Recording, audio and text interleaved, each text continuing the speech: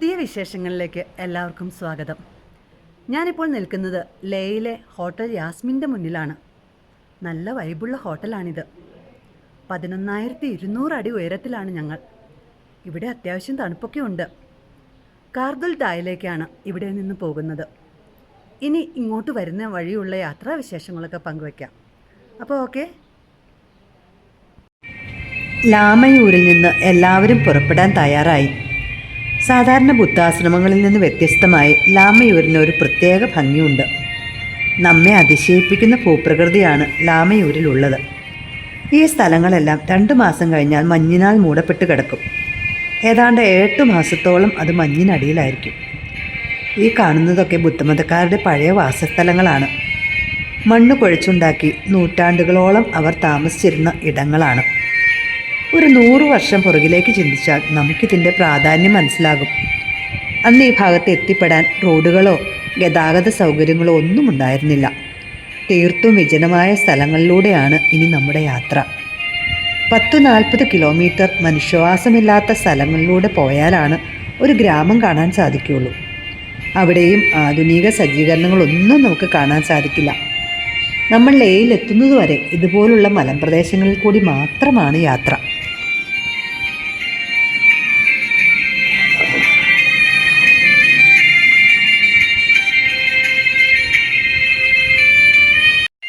വഴികൾ വിജനമാണെങ്കിലും കാഴ്ചകൾ നമ്മളെ അത്ഭുതപ്പെടുത്തും. ഇടയ്ക്കിടയ്ക്ക് പട്ടാളത്തിൻ്റെ ചില ക്യാമ്പുകളോ വണ്ടികളോ കണ്ടാലായി.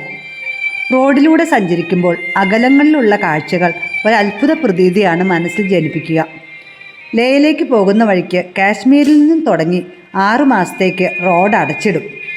ആ സമയത്ത് യാതൊരു വാഹനങ്ങൾക്കും ഈ വഴി പോകാനാവില്ല. റോഡ് മുഴുവൻ മഞ്ഞു മൂടിക്കിടക്കും. ആ സമയം നാം മുൻപ് കണ്ട മണ്ണ് ഗ്രഹങ്ങളിലാണ് പുറത്തിറങ്ങാൻ വയ്യാതെ ഇവരുടെ താമസം. മോദി സർക്കാർ വന്നതിന് ശേഷമാണ് ലേയിലേക്ക് നല്ല റോഡുണ്ടായത്.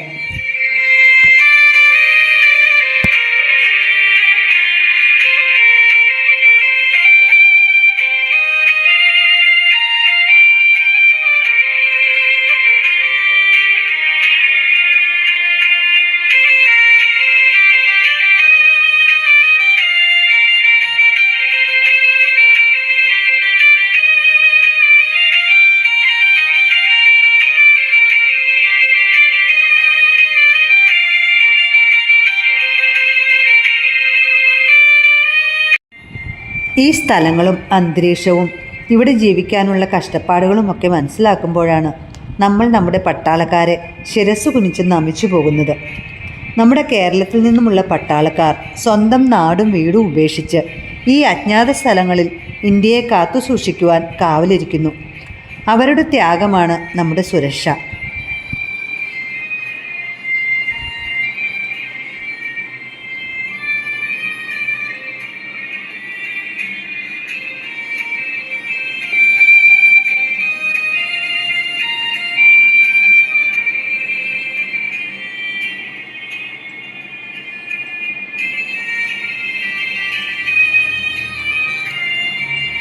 നീണ്ടു കിടക്കുന്ന റോഡുകൾ കാണാൻ തന്നെ നല്ല കൗതുകമാണ്.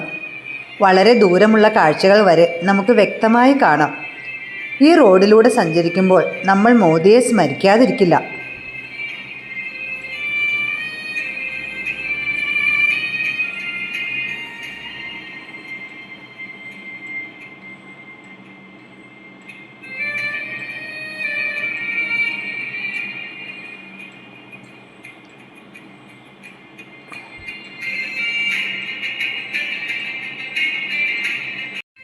പോകുന്ന വഴിക്ക് വണ്ടി ചൂടായതുകൊണ്ട് കുറച്ച് സമയം നിർത്തിയിട്ടു.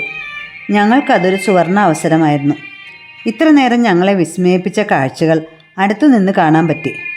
ഞങ്ങൾ കുറേ ദൂരം വെറുതെ നടന്നു.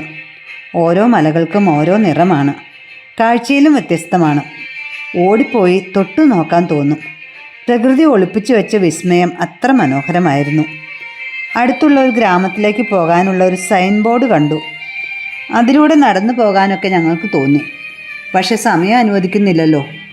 അരമണിക്കൂറോളം നിന്നിട്ട് പോലും അങ്ങോട്ട് പോകുന്നവരെയോ ഇങ്ങോട്ട് വരുന്നവരെയോ ഞങ്ങൾ കണ്ടില്ല. ചുറ്റും ആരുമില്ല. ഇങ്ങനെയുള്ള യാത്രയിൽ വണ്ടിക്ക് എന്തെങ്കിലും കേടുപാടുകൾ സംഭവിച്ചാൽ പെട്ടത് തന്നെ. ഒരു തുള്ളി വെള്ളമോ ഭക്ഷണമോ കിട്ടില്ല.